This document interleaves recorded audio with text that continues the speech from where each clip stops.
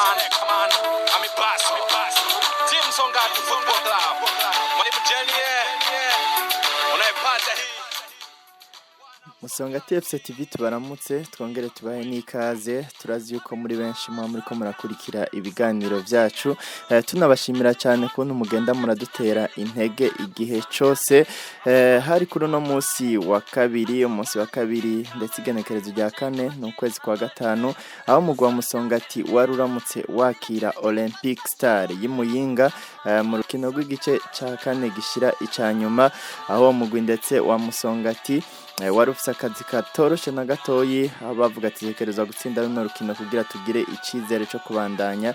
mu gice cya kabiri gishira icanyuma urukino rwarangiye umugwa Musongati utsinze ibitsindo 2-0 bwa Olympic Star. Hata kama kuna wakupinga na bado tayari tumejipanga n'urukino twaganiriye n'abatari bake na cyane umumenyereza wa Musongati aho yatuganiriye ibitari bikaratubwira no kuntu batsinze runo rukino ibanga bakoresheje ndetse arongera natubwira n'inguvu ahakiye kuzishira na cyane haba muri iki gikombe cy'umukuru w'igihugu canke Primus League bonako Primus League atamahigwe menshi bagifise ariko bavuga atamahigwe turacayafise mu gikombe cy'umukuru w'igihugu aho tugiye gushira inguvu nyinshi cyane.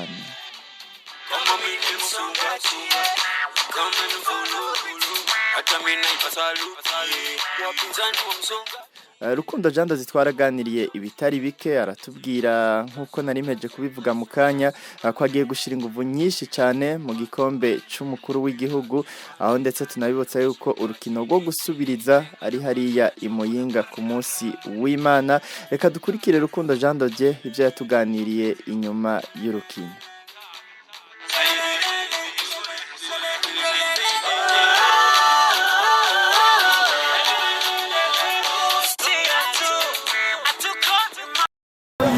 Navuga ko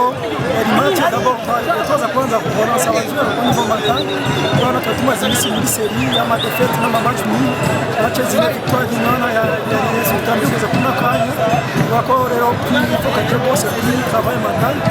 ama kitu tunagerageza ko kugerageza kurondera tubona avantage yo gutsinda amagoli minota ya mbere kugira ngo tugetsabilize tunaje mu adversaire ariko turiko turaraba ntimwigeze mushima iby'abakinyi bariko baragirana cyane mu gice cya mbere n'ahari baronse ibitsindo mbega icyo naco bariko bakora iby'itabato no kuvuga ibisimo twabibanye ariko ari by'abajene usanga ko barakora ibintu bitandukanye nje muri mara préparer ingene muri mara ko mujera match ko murabona premièrement mita yabaye nziza gose muri twabanye nko magoli ndana ka deuxième mita una hejuru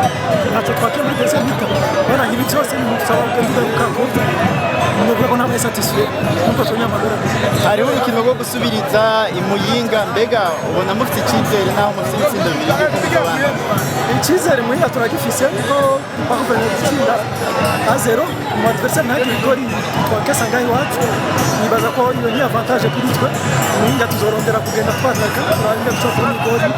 kare gusa tume mu adversaire wacu azakugira akazi gakomeye ko kugira amagoli menshi nibyo mwari mukeneye ibitsindo byinshi ariko ntimwashoboye kubironka mwabuze no garuka kujyana na Romantar de Meje kuvuga ko abanyamaguru twabonye kare ona deuxième mi-temps ntabwo bari bafise ishaka n'uko twari dufise muri première mi-temps bo babonye ko kuba dusize amaguru muri première mi-temps akazi gasa n'akahise nayo tuza kubandanya kuri rythme na determination ko muri première mi-temps twashobora gutsinda n'andi maguru muri deuxième mi-temps mais ça n'a pas été le cas no musikavuga yuko agiye kwiruka cyane mu gikombe cy'umukuru w'igihugu gusumba Primus League yego uko twabivuga kuko uravye muri course ya première division ya championnat biragoye twakoze rero ya passe kuri match les éléphants ivyo turacari muri course mugabo bisa n'ibigoye kuri twe nibaza rero ko ingufu tugiye kudushyira muri coupe du président mugabo même tara pour la championnat tutayisize inyuma kandi bazwiye comparer les deux nibazwe n'ibishishya muri coupe du président ubutumwa mutanga dutanga ni kimwe no kwakuraje abafana bacu basporteri bacu kuko tumaze imisi twitwara neza ni babande batuma nibaza ko tutosura mu bihe byiza ko byaho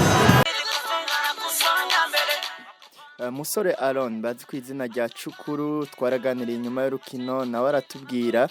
uko yakiriye intsinzi ndetse akaba yaranongeye ko nabone ko bagiye gushira ingufu cyane mu gikombe c'umukuru w'igihugu naho anavuga yuko nibindi bigishoboka atariko turagiye kuraba aho duhengamira aho dushira ingufu cyane abakunzi babo bakaba bavuga ati turabasaba ko babandanya badushigikira byose bizogenda neza.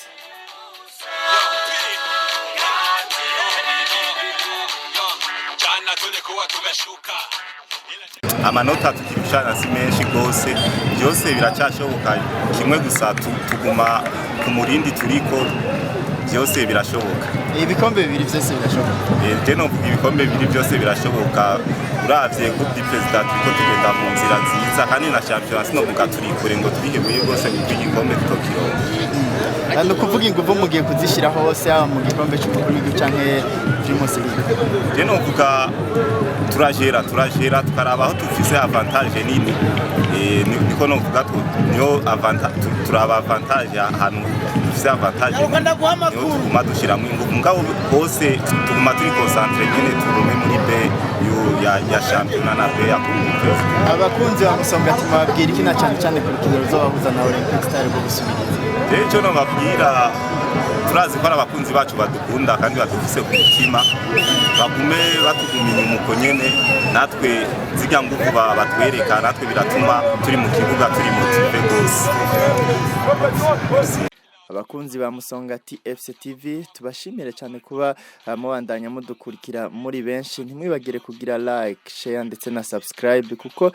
ibiganiro byacu bizoca bibandanya bibashikira atangorane nimwe. Turangize kandi tubibutsa yuko urukino rwo gusubiriza ari hariya mu gisagara ca Muyinga kuri stade Umuco aho mugwi wa Olympic Star uzoboramutse wakira Musongati FC. N'urukino rero byumvikana ko ari urukino rutoroshe mu gihe ruzoba ruha itike uno mugwi wa Musongati ryo kuja mu gice ca kabiri gishira icanyuma. Tubashimire cyane rero mwese mwame mwibuka yuko Musongati FC TV tubakunda. Songa.